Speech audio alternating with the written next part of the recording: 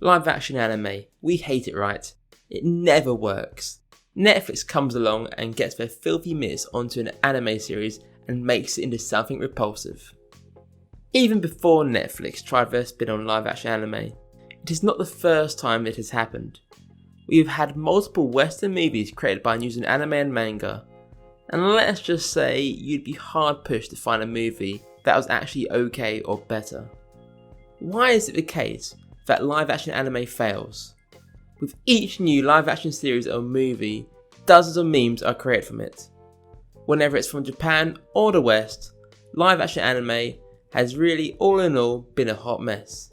There have been some success with anime adaptations from Japan, such as Rurouni Kenshin and the first Death Note films, but even then they are the minority.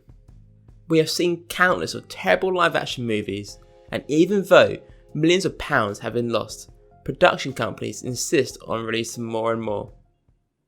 It is a tough question why they fail so much. We look at comics, where there has been a boom of success in the past decade. We obviously have the Marvel Cinematic Universe that has been a resounding success in terms of popularity and box office hits. There has also been DC comic adaptations, which have been a big success, but even out of the two comic book giants, there have been plenty of comic book adaptations. Netflix has picked up the likes of Umbrella Academy and Sandman, whereas Amazon has picked up The Boys. It is clear that comic adaptations do so well that streaming services make sure they have a few under their belt. Apart from comic books, there has also been video game adaptations, which have been more successful over the past few years. You have the likes of Sonic and Detective Pikachu, and no, Detective Pikachu does not count as an anime adaptation. Both sets of movies have done pretty well. Sonic has even gone on to have a sequel, and is looking to eventually release a third movie. So if all of these adaptations can work, why does anime fail? Really, it is hard to work this one out. I think the biggest casualty for this has to be Netflix's Death Note movie. Death Note is a great story with hardly anything outlandish that people from outside may perhaps associate with anime. I always thought that Death Note would perhaps be one of the easier anime to adapt in the West. Somehow, Netflix dropped the bomb on it, completely rewriting the stories and characters. The only thing that stays the same was there was a Death Note that kills people when you write their name in, and even that had a lot of changes. I do not get why you'd want to adapt something for only to go and change it completely. The source material was good, great even. There was no need to drastically change the material. They even justified changing Light's surname from Yagami to Turner, as it would be easier for the Western audience. Netflix just kept firing misses. You have the likes of a recent Cowboy Bebop series being cancelled just after one season, even though they clearly set out for a second season. Netflix obviously knows this stuff stinks to place out, yet they announce more and more. One Piece live action, Yu Yu Hakusho, and they even announced they're going to release another Death Note live action, but this time as a series, and created by the Duffer Brothers. You know, the Stranger Things guys. So maybe it might have a chance? Really, I haven't got any hope for what Netflix has up its sleeves. I would say it's hard to adapt anime series due to how eccentric anime can be at times, or just how it suits the medium a lot more. But I do not think this is the case. I cannot turn a blind eye to the Western comic books that have dozens of successful adaptations, where we see a lot of supernatural and eccentric stories being told on the big screen. I do not know how much of an understanding the script writers have of the source material or the audience is pondering for. Perhaps they keep trying to adapt it for people who have not seen the anime, and make it in their eyes as Western friendly as possible.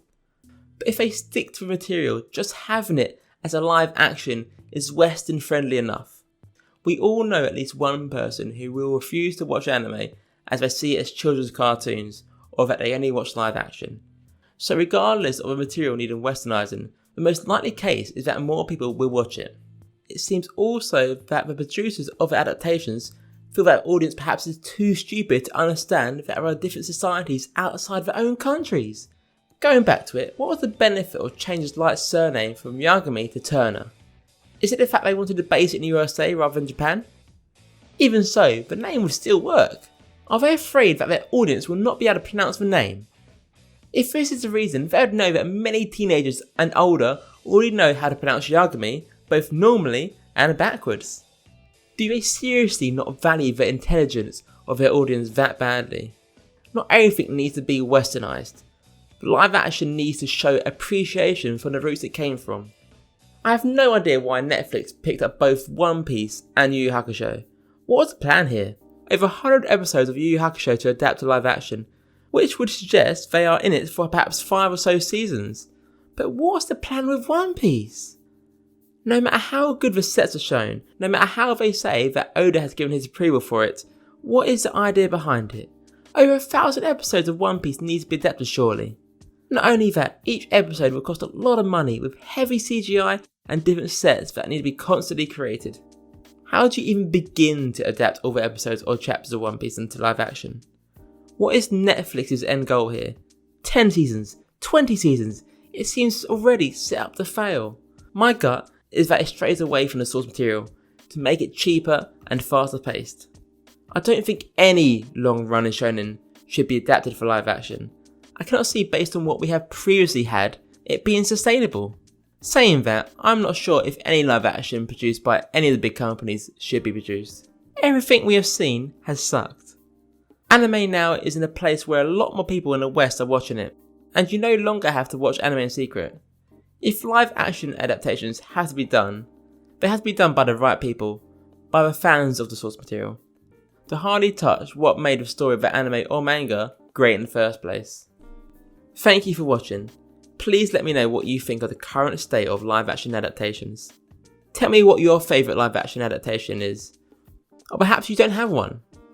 Don't forget to like and subscribe if you have enjoyed this video.